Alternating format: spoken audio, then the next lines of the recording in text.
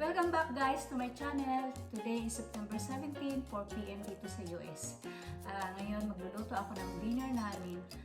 Mga ganitong oras talaga ako nagluluto ng ulam namin, 4 p.m. Okay, let's start!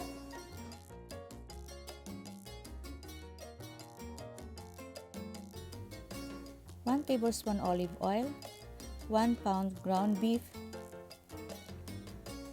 half cup of red and green pepper, half cup of tomato sauce, 1 tablespoon white sugar, 2 tablespoon minced garlic, salt, black pepper, sugar and seasoning, 1 pack of raisins, 1 medium red onions, and half cup of olive.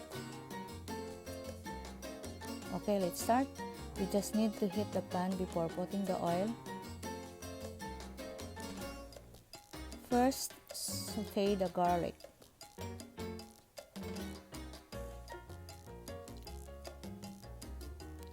We need to make the garlic a little bit brown. Just continue saute to avoid burn the garlic. Next is the onions.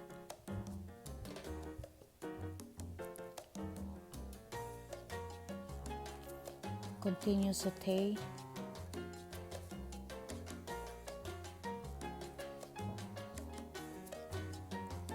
Next is the red and green bell pepper.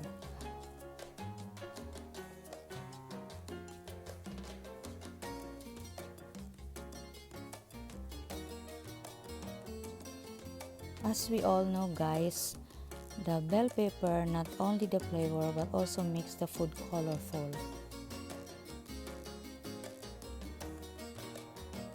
Now we'll add the ground beef.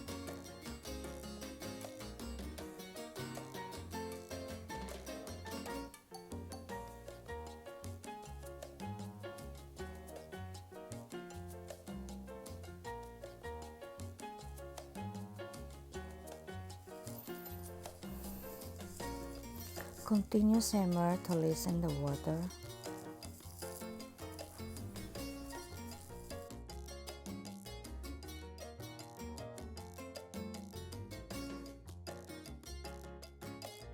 Okay, the meat is a little bit dry already.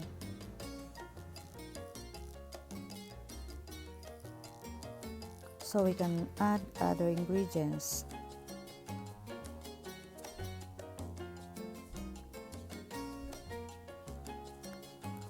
Like this olive, one of the highlights ingredients here.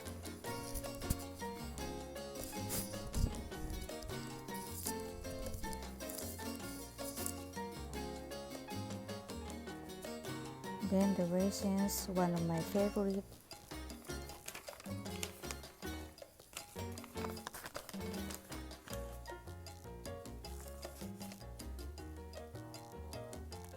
Tomato sauce is another additional flavor,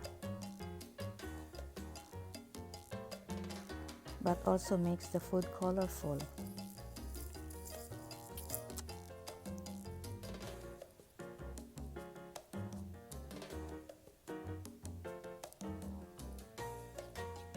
Just continue saute.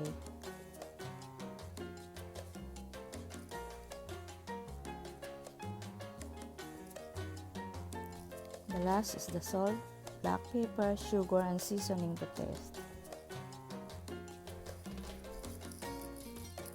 Mix until well combined. Okay, now it's done already. Time to serve our dinner. Thank you guys for watching. Sana i-subscribe niyo yung channel ko na to para ma-update kayo sa susunod ko mga videos. Okay? Bye!